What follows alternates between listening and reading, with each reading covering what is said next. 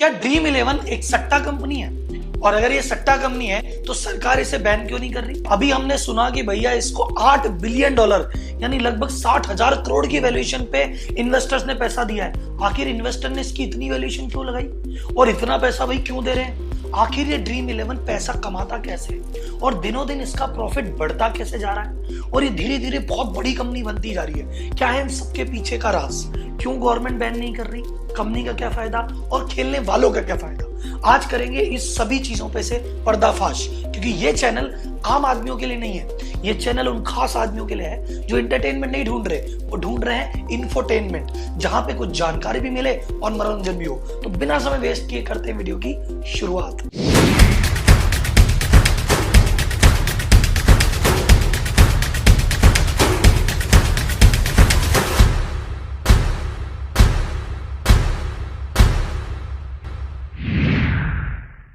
तो सबसे पहले शुरुआत करते हैं ड्रीम इलेवन की शुरुआत कैसे हुई। इसकी शुरुआत हुई थी सन 2008 में। हर्ष जैन जी जो कि इंडियन है, यूएस से आए थे। इन्होंने देखा यार यूएस में तो बड़ी फैंटेसी लीग चलती है, इंडिया में चलती नहीं है, क्यों ना कुछ यहाँ पे चालू किया जाए। तो 2008 से चालू तो किया, पर कुछ बहुत ज्यादा पता नहीं था, बस कुछ ना कुछ बस ट्राई कर रहे थे। फिर 2012 के आसपास इनको लगा कि यार ये वाला काम करेंगे तो मजा आएगा। तो 2012 में ऑफिशियली ये चीज हुई लॉन्च और 2014 में जाके इसके 1 मिलियन यूजर हुए जो इस पे प्लेटफॉर्म पे आते थे, खेलते थे।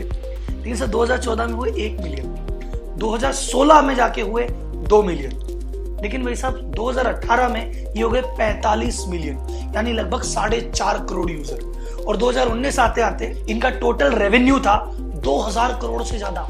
और ये पहली इंडिया की गेमिंग कंपनी है जिसको यूनिकॉर्न का स्टेटस, यूनिकॉर्न उसको कहते हैं जो उसकी $1 बिलियन की वैल्यूएशन होती है, 7500 करोड़ की वैल्यूएशन। लेकिन अब आपके मन में सवाल आएगा, सर इतनी तेजी कैसे?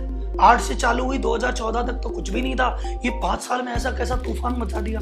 तो अपन देखते हैं कि आखिर ड्रीम इलेवन का बिजनेस मॉडल है क्या। ड्रीम इलेवन का बिजनेस मॉडल सिंपल है, वो आपको अलग अलग कॉन्टेस्ट खिलाती है और इसमें बहुत कम लेवल से भी एंट्री होती है। तो सपोज मैंने कहा कि भैया एक कॉन्टेस्ट है जो कि मात्र 99 रुपए का कॉन्टेस्ट है। तो हमारी ड्रीम इलेवन ने कहा कि भैया ऐसा है, 99 रुपए देके इस कॉन्टेस्ट में आप कर सकते हो एंट्री और टोटल इस कॉन्टेस्ट में 1 लाख लोग भाग ले सकते हैं। अब 1 लाख लोग अगर भाग ले सकते हैं और 99 रुपए दे सकते हैं तो टोटल पैसा कितना हुआ? लगभग 1 करोड़ रुपए। अब इस 1 करोड़ में उन्होंने कहा कि इसकी जो टोटल प्राइज मनी है वो है 80 लाख रुपए। तो आपने कहा यार 1 करोड़ रुपए इकट्ठा हुआ, दे 80 लाख रुपए, 20 लाख कहां गया? यही है इनका बिजनेस मॉडल कि भैया जितना भी पैसा आएगा, जितने भी लोग लगाएंगे, उसका एक सर्टेन कमीशन, जो प्राइस पूल है उसमें से कमीशन 15 से 20%, अलग अलग जगह कहीं 15 लेते हैं, कहीं 10 लेते हैं, 20 तक इनका कमीशन जाता है। वो इनका कमाई का जरिया ये है। इस मॉडल की खूबसूरती देखो, जीते कोई हारे कोई, इनको फर्क नहीं पड़ता।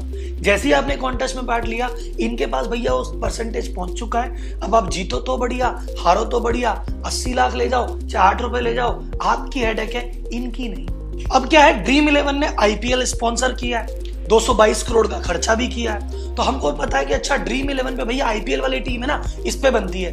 लेकिन आपको याद होगा, पता होगा, ये सिर्फ क्रिकेट में बात नहीं करते, ये क्रिकेट में भी है। वॉलीबॉल खेलो तो भी टीम बना सकते हो, बास्केटबॉल पे बना सकते हो, फुटबॉल पे बना सकते हो, आगे जाके कोई भी चीजें आएगी। ये गेमिंग कंपनी है। क्रिकेट आईपीएल इसका महाकुंभ है जहां से खूब पैसे कमाते हैं। बाकी इसके अलावा कोई सा भी स्पोर्ट्स गेमिंग है, ये उस पर काम कर रहे हैं और फ्यूचर में और भी बहुत सारे गेम ला सकते हैं। अब आपके मन में एक सवाल उठ रहा होगा, सर सट्टे में क्या होता है? सट्टे में हम पैसा लगाते हैं कि भैया हमने पैसा लगाया, जो 2 जनों ने पैसा लगाया, एक जीतेगा एक हारेगा, पर जिसने सट्टा लगवाया, जो बुकी है, उसके तो भैया पैसे आएंगे ही आएंगे।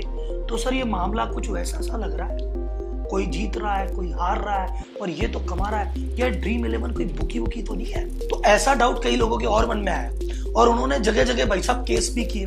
तो ड्रीम इलेवन के खिलाफ कई जगह केस किए जिसमें दलील दी गई, भैया सट्टा खिलाने वाली कंपनी है, जुआ खिलाने वाली कंपनी है, इससे लोगों को आदत लग जाती है, कईयों का जीवन बिगड़ रहा है, इसको बैन करो। कोर्ट ने सारे मामलों की जांच परख की, ड्रीम इलेवन ने अपना पक्ष रखा और फाइनली कोर्ट ने फैसला सुनाया ड्रीम इलेवन के पक्ष में कि भैया ये जो कह रही है ना, ये सट्टा नहीं है। क्यों? तो कोर्ट ने सीधे कहा कि भैया सट्टा वो होता है जो गेम ऑफ चांस हो, कि भैया चांस से हो गया, लक से हो गया। ये ड्रीम इलेवन तो गेम ऑफ स्किल है। बोले भैया स्किल कैसे है? बोले देखो जब भी तुम ड्रीम 11 पे अपनी टीम बनाते हो तुम ये देखते हो कि भैया आज की टीम में किसको लूं, मैं क्रिस गेल को लूं या रोहित शर्मा को लूं, कौन सा प्लेयर लेना चाहिए, आज क्रिस गेल चलेगा क्या नहीं चलेगा, इसकी परफॉर्मेंस, ये क्रिस गेल की जो परफॉर्मेंस है ये मुंबई इंडियन के खिलाफ पहले कैसी रही है, सामने वाले बॉलर कैसे हैं, पिच का मिजाज कैसा है, पूरी बेस पास्ट का डेटा स्टडी करते हैं, फॉर्मेट स्टडी करते हैं, उन सब चीजों के बाद आप जाके इसको चूज करते हो। तो ड्रीम 11 में अगर आपने पैसा कमाया है तो तुक्के से नहीं कमाया भाई साहब, आपने अपना दिमाग लगा के, स्किल लगा के कमाया। तो ये गेम ऑफ स्किल है, गेम ऑफ चांस नहीं है, इसलिए सट्टा नहीं है। दूसरी दलील ये दी गई कि भैया जब भी सट्टा होता है तो सट्टे में क्या होता है, या तो इंडिया पे लगेगा, या अगर 2 मैच है कि बेंगलोर और मुंबई का मैच है तो या तो आपने लगाते हो कि बेंगलोर जीतेगा या आप कहते हो कि मुंबई जीतेगा। यहाँ पे ड्रीम 11 पे जो टीम बनती है मिक्स टीम बनती है। तो ड्रीम 11 पे ऐसा ऑप्शन है कि अगर आप जब टीम सेलेक्ट कर रहे हो आप किसी भी एक टीम से 7 से ज्यादा प्लेयर नहीं ले सकते और किसी भी टीम से मिनिमम 4 प्लेयर दूसरी टीम से लेने ही पड़ेंगे। तो चाहे 7-4 का या 6-5 का कॉम्बिनेशन बनता है। तो वो मैच में कोई भी टीम हारे कोई भी टीम जीते उससे फर्क नहीं पड़ रहा, उसको फर्क पड़ रहा है कि इस टीम के जो प्लेयर्स ने चूज किए उसने कैसे परफॉर्म किया। तो भैया ये सट्टा थोड़ी है, हम किसी टीम पे थोड़ी लगा रहे हैं, हम तो खिलाड़ी पे लगा रहे हैं और कई खिलाड़ी पे एक साथ लगा रहे हैं। तो इन 2 दलीलों को देखते हुए ड्रीम 11 को लीगलिटी का दर्जा मिल गया और इसके बाद से तो जितनी भी फैंटेसी कंपनी आई इस रूलिंग का हवाला दे देके सब लीगल हो गई। तो हाई कोर्ट में इन्हें फैसला दिया था, फिर सुप्रीम कोर्ट में पिटीशन लगाई तो सुप्रीम कोर्ट ने कहा हाँ जी भाई साहब हाई कोर्ट बात तो सही कह रही है, ये चीज कंप्लीटली लीगल है। तो भैया देखो ये बात तो अपने क्लियर हो गई कि ये क्यों इलीगल सरकार इसको नहीं मान रही। अब अपन कह रहे हैं कि इन्वेस्टर ने इसको 8 बिलियन की वैल्यूएशन, 60,000 करोड़ की वैल्यूएशन के हिसाब से 5 से 10,000 करोड़ रुपए नकद दिए पैसा।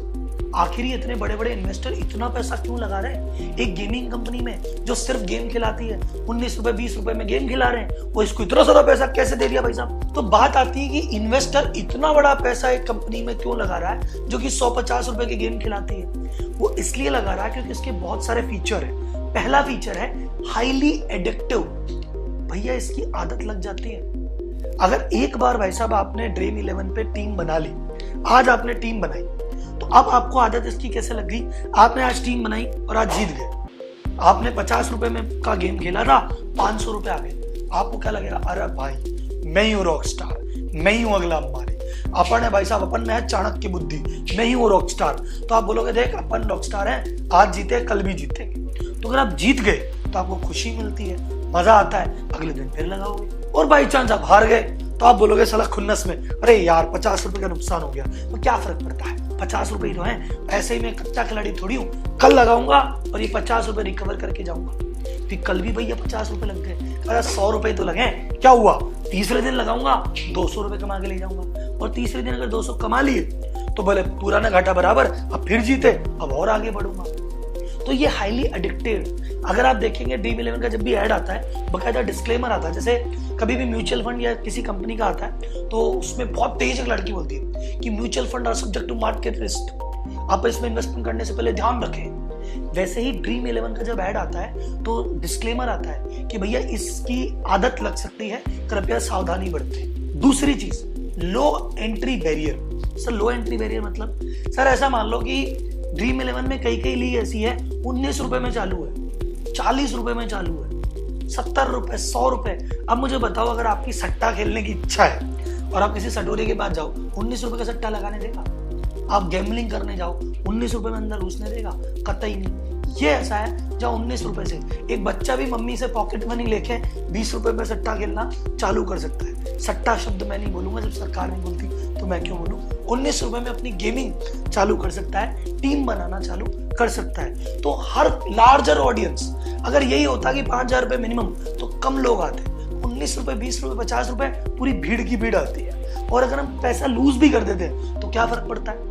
अगर 50 रुपए का गेम रोज लूज भी कर रहे हो और 2 महीने कंटिन्यूस पूरा IPL भी खेल डाला, 4 रुपए खर्च हुए भैया, कुछ भी तो खर्च नहीं हुआ। तो आदमी इस चक्कर में बहुत ज्यादा एडिक्टिव है और हर बार इसमें खेलने वालों की संख्या दिनों दिन बढ़ती जा रही है। तीसरा high exit barrier. High exit भी कैसे? एंट्री तो बहुत आसान है, 19-20 रुपए देखी हो जाती है। एग्जिट हाई कैसे है? ड्रीम 11 कहता है भैया 200 रुपए जब कमा लो ना तब बाहर निकलना। तो अगर आपने 50 रुपए का इन्वेस्ट किया और जीरो हो गए, या आपने 50 का किया 80 रुपए जीते, अब 80 बाहर नहीं निकाल सकते। 80 लगाए 160 हो गए, फिर भी बाहर नहीं निकाल सकते। तो आप जब तक खेलते रहोगे जब तक 200 नहीं होंगे, और 200 करते करते के चक्कर में पता चला कभी ऊपर कभी नीचे, और जाने कितने गेम खेल गए। दूसरा, ये गेम काफी हद तक ईगो से भी तो रिलेटेड है। जब भी 4 दोस्त आईपीएल का मैच देख रहे हैं टीम बना के, देख भाई मेरा प्लेयर परफॉर्म कर रहा है, तेरा तो कुछ भी नहीं कर रहा, तेरे को मैंने कहा था ना, तो भाई की बात क्यों नहीं मानता, मैं बोला था ना देख भाई ये प्लेयर, तो एक बंदा जीत गया तो 3 दोस्त कहते साला इसको कल बताएंगे। तो ये कंपटीशन है, ये ईगो है, ये सच होने की लड़ाई है कि मैं सही मैं सही मैं सही मैं सही। इस चक्कर में भी आदमी इसको नहीं छोड़ रहा है। तो ये सब इन्वेस्टर को पता है कि आज जो आदमी आ गया ना वो हर सीजन में आएगा, और आज 50 से आया ना कल 500 से आएगा। तो इस कंपनी का रेवेन्यू और प्रॉफिट दोनों हमेशा तेज गति से बढ़ेंगे। इस कंपनी का इस साल का प्रॉफिट था 2019 का 189 करोड़ रुपए, और ये प्रॉफिट हर साल आप देखते रहना ये बढ़ता ही रहेगा। अरे जाते जाते आपको एक चीज और बताता हूँ, आपने कभी सोचा कि ये धोनी को इन्होंने ब्रांड एम्बेसडर क्यों लिया? और इनकी टैगलाइन है खेलो दिमाग से। ये क्यों काम में लेते हैं सर? उस केस के चक्कर में जब ड्रीम 11 पे केस हुआ था, ऑल्दो कोर्ट ने फैसला सुना दिया कि भैया लीगल कंपनी है, लेकिन मार्केट में बड़ी इमेज खराब हो गई थी। मार्केट में ऐसा था ड्रीम 11 सट्टा कंपनी। अब कोर्ट कह रहा नहीं है, पर अगर लोगों के दिमाग में बैठ गई तो बैठ गई भाई साहब। तो क्या करें, लोगों के दिमाग से अगर ये चीज निकालनी है तो सबसे ट्रस्टेड आदमी जिसपे सब आंख बंद करके भरोसा करते हैं, हमारा कैप्टन कूल धोनी भाई। धोनी भाई जब आके कहता है ना स्क्रीन पे कि खेलो भाई अपनी टीम बनाओ, और वो कहता है खेलो दिमाग से। क्यों?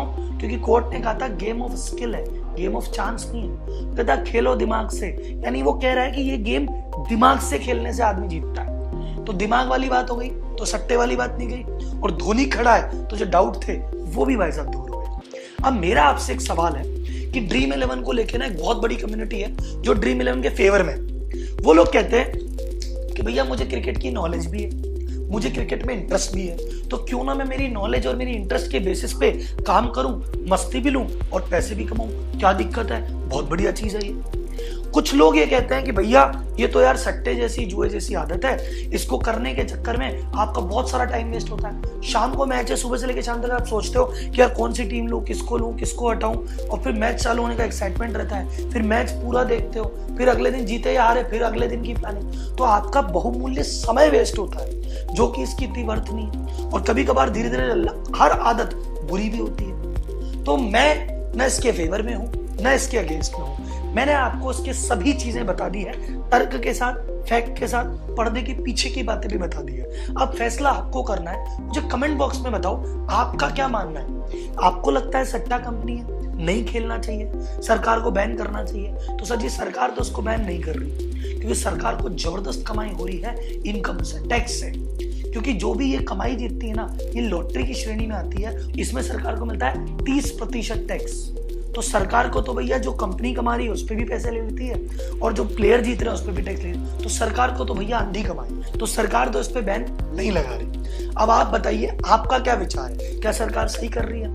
क्या सरकार गलत कर रही है? क्या ड्रीम 11 में खेल के अपने स्किल के से पैसा कमाना ठीक है? क्या ये समय की बर्बादी है? मुझे कमेंट बॉक्स में बताइए। मैं एक एक कमेंट पढ़ूंगा और हो सकेगा तो आपको उसका रिप्लाई भी दूंगा। तो अगर आपको वीडियो बहुत अच्छी लगी है तो इसको प्लीज लाइक कर दीजिए, ताकि गूगल अंकल को ये पता पड़ जाए कि भैया यहाँ पे आप और मैं बैठ के एक अच्छा कन्वर्सेशन कर रहे हैं, और आप चाहते हैं कि ड्रीम 11 के समर्थक और विरोधी दोनों को ये वीडियो ज्यादा से ज्यादा शेयर कीजिए, ताकि वो लोग सच्चाई को जान पाए और अपना डिसीजन खुद ले पाए। अगला वीडियो किस टॉपिक पे बनाना चाहिए मुझे चैट बॉक्स में जरूर बताएं।